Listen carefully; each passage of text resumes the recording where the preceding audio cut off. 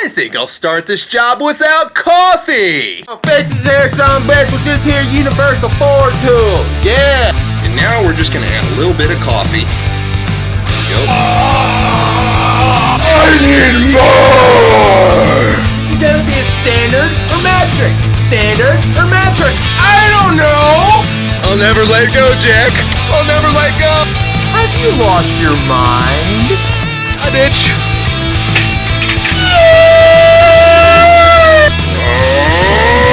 Oh, yeah! Say hello to my little friend! What you're looking at is state-of-the-art cutting technology! Look at that greatness! Yeah! eBay! If you need a lift, there's one right behind me. Oh, yeah! Alright, so today we're going to be doing an elimination of a fuel heater and a 7.3. This fuel assembly, as it is, you remove all of the lines, remove these two bolts, you can separate your filter, take the entire housing, flip it upside down, bolt it back in place, and it allows you to access everything properly. This is the housing where the fuel comes in. You have your fuel filter? Yeah. Very first step you're going to do is you're going to remove all the gizmos. You're going to remove the line, all this stuff up here, and save the mounting bolts for last. That way you have something to hang on to. We're going to remove your filter before you go removing these loose. What'd you say that one there was, Jimmy Joe Boofy Seabies? 3/4, 9/16, 5/8. 5/8. There you have it. Beautiful. And you just use a crescent wrench to take that off. Or you can use Channel locks. channel locks. That works too. Or a torch. That works. Specifically, what the problem is this guy right here is just a leaky. He's so sad. We decided to mount it upside down because the filter was stuck on there. And different strokes for different folks. We've disconnected all the appropriate lines, we've flipped it upside down and bolted it back through. It's a little easier to bolt it from the other side as opposed to how we took it off. Remove the filter, it's a lot easier to access from this angle. Now we have to remove this and remove this plate to access the part that is in question. Get out, yeah. He's just taking his little crescent banger right there and he's undoing it like that, you know what I'm saying? Once you remove the nut, separate it like that. Just take your scrotum driver and you pop her open like that. Then you're in there like that. Here is the fuel heater. Hi, fuel heater. Ooh, pretty. As you see, it's soldered, so we're gonna disconnect all of that. Disconnect Johnny 5. Once you remove the nut and you remove the cover plate, all you have to do to remove the cover plate is stick a screwdriver flathead down, pop that off there. Okay, as you see, the plate gets removed easily. Perfect. Put your flathead underneath your fuel heater, prop it up, done deal. Now you'll see you have this other one disconnected. Proceed accordingly. Alright, so we'll put a direct link down below, but this is a 1/2" drill bit tap kit. Comes with the drill bit, which is a 23/32, and then a 1/2" tap. So this is a bottoming tap, also known as a gun tap. We're going to use that to tap this out so we can put our plug in. Then we're going to use some of these here butt plugs to stick in that once we tap it.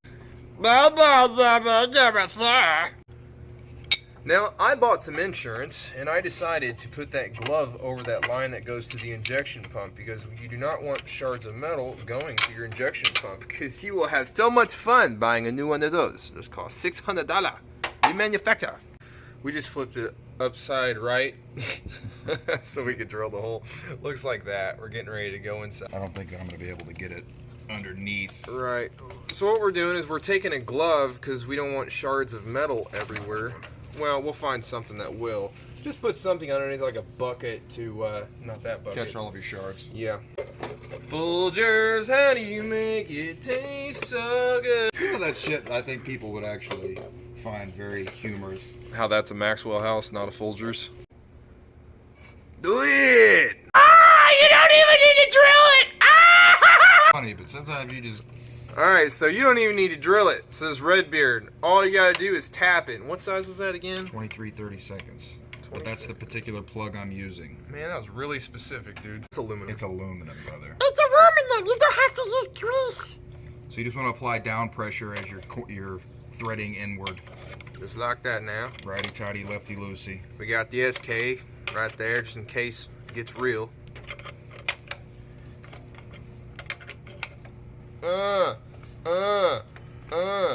Yeah. Look how he's doing that. He's working that sucker lefty-loosey, righty-tighty. The reason you go back the other direction is it creates a relief to dump some of the extra shavings. Why don't you want to just stick that on impact and go really fast? Can you tell? You could. It's aluminum, but you don't want to do that because you have more control doing it by hand. Alright. What's the worst that could happen? You could fuck it up. Yeah. Oh! Alright. Think you did it, eh? I don't know. Yep. So he backed it all the way out. And what do you got? So after you back it out, you're going to have a lot of extra shavings. You just want to make sure and get all of those clean. You can use a shop vac, couldn't you? You could. Sucky, sucky. I would recommend if you're going to use a shop vac to still use a small brush. Yeah. Or some brake clean. I've got some brake clean. Let's do that. We have some non-flammable going on here. Would you like to give it a little squirt? No. See that there? That's man glitter. We got to get off of that. Every single bit. All up in the fuel housing. You got to make sure you get that cleaned off. You have to. If that, Imperative. Yeah, if that goes inside there. He's going to use his finger first manually, he said. More than words. Don't do that. See that there? He's taking that there and he's wiping it around. Alright, give her a squirt. I'm going to stand back. Non-flammable. Good for that. You know what I mean? Prop 65 causes cancer. So, Put it in your pipe and dope it. wow, I totally forgot to hit record that last segment. We're going to put the mounting bolts in, and now we're going to do the dope section. The pipe dope. That was my timer for how much life I have left to live. Now, he's going to use that type of Teflon. No, I'm not. And you just basically wrap it around the threads like that a couple times. I would do that if I wasn't going to do it on hydraulics, but since it's a hydraulic system and it's also a fuel system, I'm not going to actually disregard this completely, and I'm going to go ahead and go with the paste. We have the paste. This stuff stays wet all the time. You don't have to let it dry. It stays wet forever. Okay. I'm putting the goober on it. I'm going to put the paintbrush on the threads and got to make sure it's really gooey. Hey, suggestion though, don't get the goo on the inside. Don't do it. Don't put it on the inside, only the outside. Stickity, stickity. And so you put 600 foot-pounds of torque on that, right? Nope. How much? 700? Feels kind of sloppy. Just tighten it. Bit. You just want to do a smidge, bitch, with the wrench yacht. Not that much, eh? We're going to put some Fat Max Teflon tape on it. Go together like a horse and carriage illusion.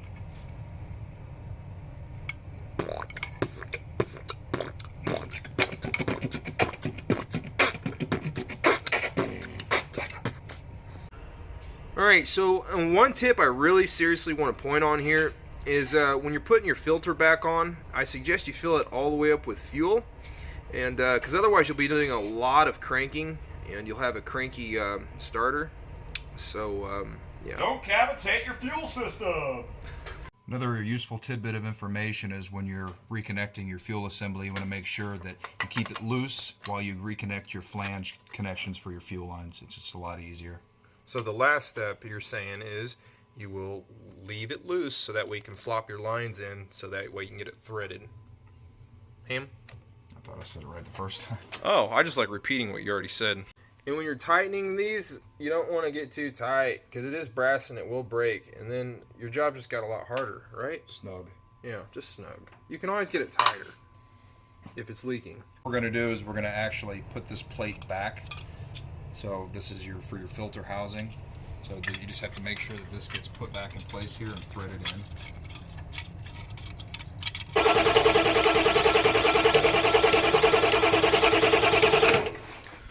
might be some cranking in there involved. Gotta...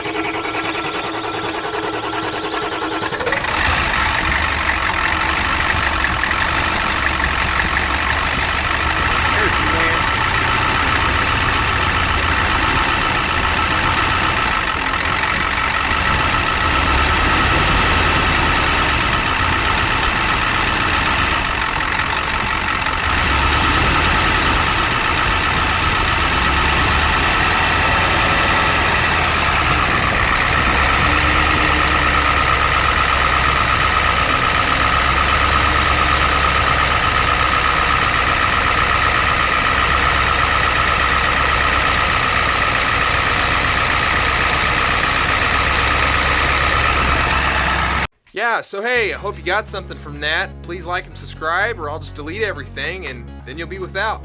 Thanks!